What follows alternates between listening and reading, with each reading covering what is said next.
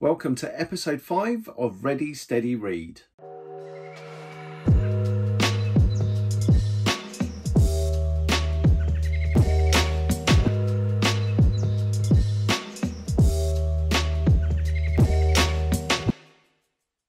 My name's Andy Smith. Welcome to episode 5 of Ready, Steady, Read. Today we're going to be looking at the work of Jeff Latta. We'll be speaking a little bit more about that in just a few seconds. Before I go any further though, if you haven't done so already, then please subscribe to our YouTube channel by clicking the subscribe button at the bottom here, and make sure that you click the notification button in the form of the bell, just to let you know when new videos go up on our YouTube channel. So here we are at episode 5 of Ready, Steady, Read. Loads of great comments about the last video, Roger Klaus in concert, so thank you very much for that. Today we're going to be looking at The Long Goodbye by Jeff Latta. I'm going to talk a little bit about Jeff Latta's work and hopefully show you something a little bit later on, which is an item that's within the book. But before I do, one of the things that I posted about last time was just inspiration that you took from things outside of magic. And we had some really good comments. It wasn't any surprise to me that people were talking about things that inspire them that happen to be of a visual nature. Tom Rolfe had a really good point, which was that he tends to be inspired by things that he sees when he's out and about. So that might be music, that might be something visual, it might be something that he reads, it might be something that he sees just in normal everyday duties. But I really took that as interesting. I've been out for quite a few walks in the time that we've been in lockdown, and I know that a lot of other people have, and it's great. You go out into the countryside, you're walking around, and sometimes you see things that for no apparent reason inspire you to think of something magically. It's a really strange feeling, and something that I'm sure lots of people don't really identify with, or something that I've not really thought about before. But you just think of those moments when you're out for a nice walk in the countryside, you see something happening, and you know, it kind of resonates with you on a personal level, and that's something that maybe sparks something, an idea later on a magic effect. It happens quite a bit with music.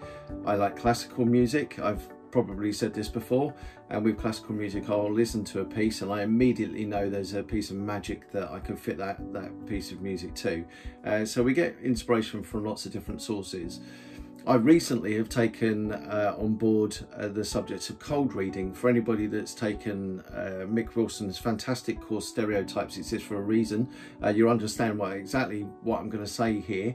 I started having some private lessons with Mick a little while ago, about 4 weeks ago, as I filmed this, and on there we went through the cold reading, something that he talks about in Stereotypes Exist for a Reason, obviously his academy course, and which was a resounding success. But for someone like me that's a close-up performer, this isn't something that I would normally take a look at, and so I reached outside of my comfort zone. I had a look at the course, I followed everything that Mick said, and really taken on board a lot of the things that he's instilled in me with regards to the cold reading aspects into a lot of my magic work, so a lot of magic now moving forward.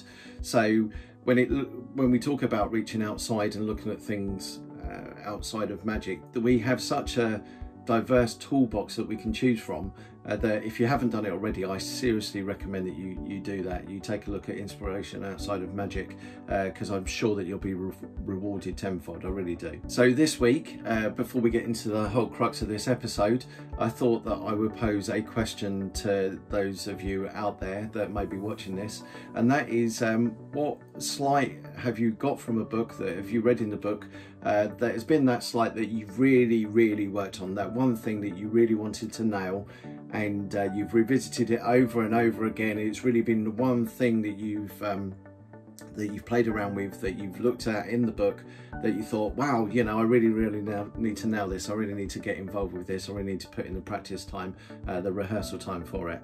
So I'd be interested to know what piece of sleight of hand, or even if it's not a piece of sleight of hand, what effect or routine you've really got from a book, where you thought, do you know what, I'm going to work on this, I'm going to get it to the level of perfection that I want before I perform it.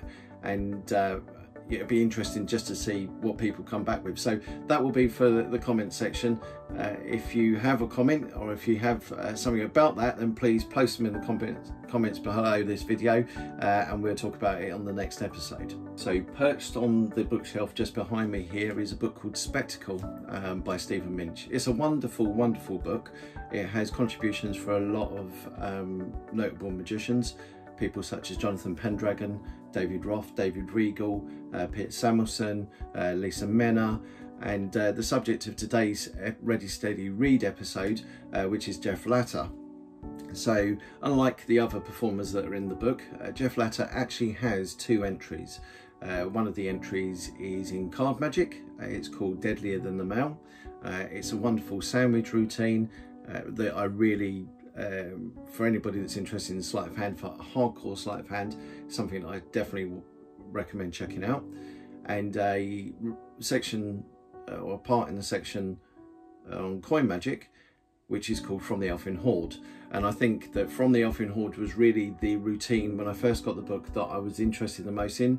At that time, coin magic was more of my thing. I had the David Roth book, I had coin magic, which we'll also come back to in just a second, because that has a section on Jeff Latta stuff. But it was the one routine in the book that I kind of honed in on. For those of you that aren't familiar with it, From the Elfin Horde is a way to vanish 3 coins and then make them reappear again without being sat at a table. Now, anybody that's tried to construct a 3 coin vanish and production sequence will know that it's not always the easiest thing.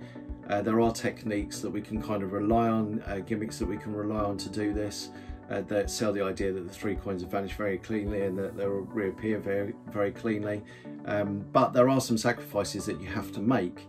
You know, it'd be very easy for me to take a coin, vanish it, maybe use a sleeving technique, which is great if I'm wearing a jacket, but not always great if I decided to do the effect without a jacket on. So, like I said, if you ever take a look at any of the 3 coin vanish sequences and productions, they're not as clear cut as maybe they at first seen.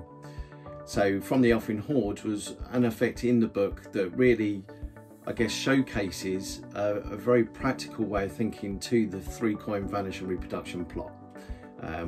It's an outstanding routine, and it's one that if you ever get hold of Spectacle, I seriously recommend checking out. Like I said, there's other great stuff in there, but that routine in its own right will teach you a lot about structure, a lot about routining, and will certainly give you an insight into Jeff Latta's thinking. The second time that I managed to have a look at Jeff Latta's work was in coin magic. I got Spectacle before I got coin magic, and so when I opened through it, the first section in coin magic is a section by David Roth, and then there's some other tricks in there by the likes of Sol Stone, Di Vernon, various other coin magicians, and people that you may not necessarily be associating with coin magic, and then some choice items by Jeff Latta. Now, at the time, I'll be the first to admit, they weren't really techniques that I kind of honed in on. I liked From the Elfin Horde from Spectacle, but these at the time didn't really suit in or fit in with the type of magic that I was doing. The techniques themselves didn't fit in with that. But once again, I was admiring the kind of thinking behind them. And so anytime the name Jeff Latta came up, it was something that I was going to seek out. So if we fast forward a few years, the name Jeff Latta came up in other various places, through books or maybe in mediums such as DVDs, or I might have seen it or heard his name mentioned by a lecturer that I may have been looking at. And then I can't remember how many years ago, but the New York Coin Magic Symposiums came out, the ones that were arranged by David Roth, Michael Rubenstein and Mike Gallo, and also Jeff Latta as well. Now, I'm not entirely sure whether he had involvement with them. He certainly appeared on quite a number of them before his untimely death, but this was the next time that I would get to see Jeff Latta work. But this time I got to see him work in the sense of actually perform on videotape, and everything that I saw or seen in the books, read in the books, this man lived up to that name wholeheartedly.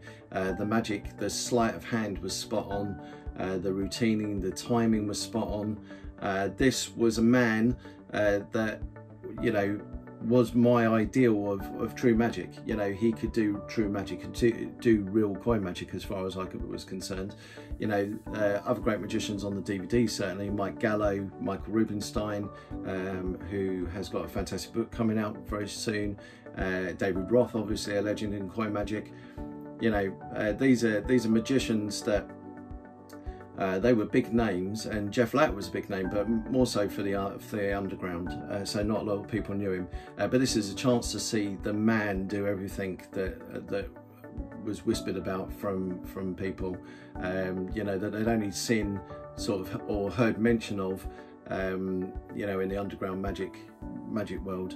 So it was a good chance to see this being performed. The DVDs I got Coins Across, so I got to see his version of Coins Across, both with gimmicks and without gimmicks. I also got Copper Silver Coin DVD, and I got to see his work on that. And then I kind of left it for a little while. I picked up another DVD that wasn't a Coin Magic Symposium one. It was the LVMI, I think it was, which was like a Las Vegas convention. Again, loads of notable magicians there doing various different magic. And on there is Jeff Latta being introduced by his long-term friend Jamy Ian Swiss, another fine magician. And you know, he did the Coins Across on there. I can't remember the name of that particular version, but he did a Coins Across on there, which again, you know, you look at the structure of it, it was way ahead of anything that either magicians were doing or that I'd seen before. And it really clever uses of gimmick coin and normal coins, and the whole structure of the routine was just so well thought out. One of the ideas that he uses or used in there was an idea that I know that Will Houston uses for one of the phases of his free fly routine. So really just very superb thinking.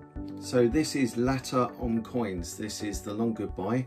As I understand it, this is going to be the first of 2 volumes, the second one being Jeff Latta's work with cards. It's an amazing book. This is written by Stephen Minch and Stephen Hobbs, and expertly edited by Jeff Latta's long-term friend Jamy Ian Swiss, whom also posed for the photos that are in here. And like I said, it's an amazing book. It contains magic that ranges pretty much from kind of your intermediate level up to your more advanced level. So if you're really willing to put in the work, there is some dynamite material in here. Not just the effects and the sleights, but also you get Jeff's outlook on performing coin magic, the kind of approach that you have to coin magic, an approach to magic in general, his thoughts about making coins vanish, making coins appear, the handling of gaffs. So there's a whole range of different things that Jeff talks about in here, and not least the amazing tricks and sleights that are described within. Apart from the book, you do also get a sampling of the coin magic as featured on the Pink Purse tape. This was a tape that was underground for many years, that was filmed, I believe, by Jamy Ian Swiss and Peter Samuelson, Jeff Latta's closest friends in magic. And yeah, it really, you get to see Latta in work, or Latta at work, I should say. But when he was a lot younger, I don't think that ever diminished over the course of the years. You see him on the older older New York Symposium tapes, and honestly, you know, the magic is consistent. It is there throughout, but you will get to see Latta in his much younger years performing the coin magic. So you get to see just a sample of the magic that's in the book, but you will definitely get to see a master at work. One of my favourite effects from the book, one of my favourite effects in general, is the cylinder and coins. I seriously urge you as a coin magician, or even as a close-up performer, to check out Jeff's version of the cylinder and coins. I mentioned earlier on From the Elfin Horde. this is described within this book if you don't own spectacle. I think there's been some updates to the handling. You also get to see Jeff perform it on the DVD as well, so you get to see and have explained exactly as Jeff Latta performed from the Offering Horde, so you can marry both the video description and the description in the book together. There's a section that uses coin boxes. There's some sleights that are at the very front, which, you know, check them out, because I guarantee even if you know about them, you probably didn't know that there were Jeff Latta's versions of these particular vanishes, and also the kind of psychology behind it as well. But one effect that truly stood out in here for me was an effect that I have seen described by other people before.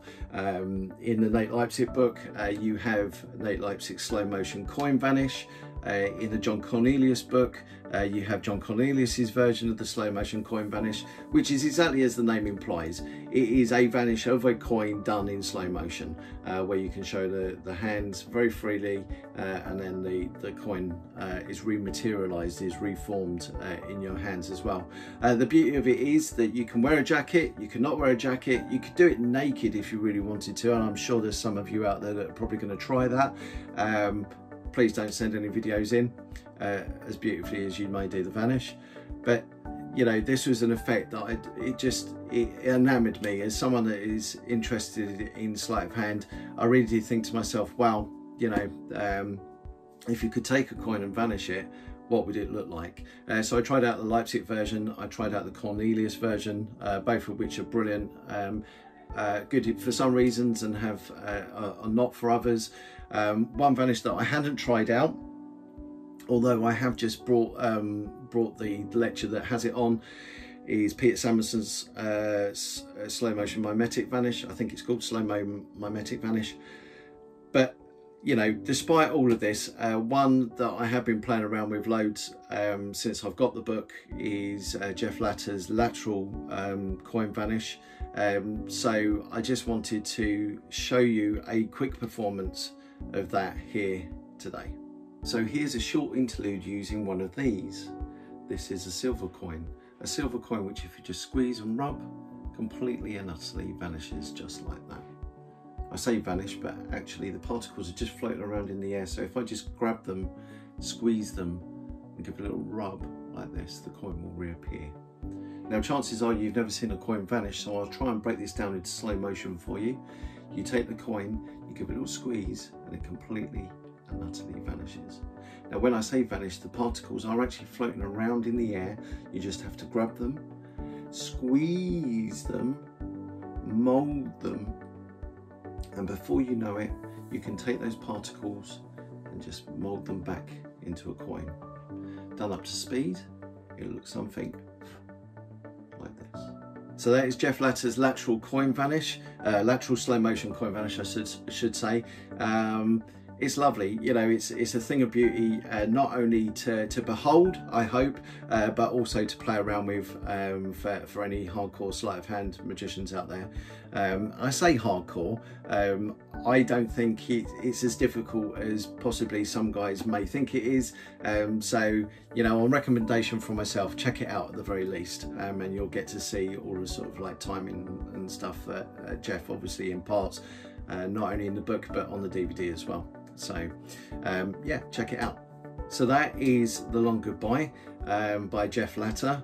I hope that you've enjoyed today's Ready Steady Read episode. If you have any ideas for the videos, then please let me know. Some people have been messaging me privately or even talking to me on the phone, just saying that I'd like to hear some more about some of the older books, like the Derek Dingle book, for example, and Coin Magic, which we mentioned briefly here today.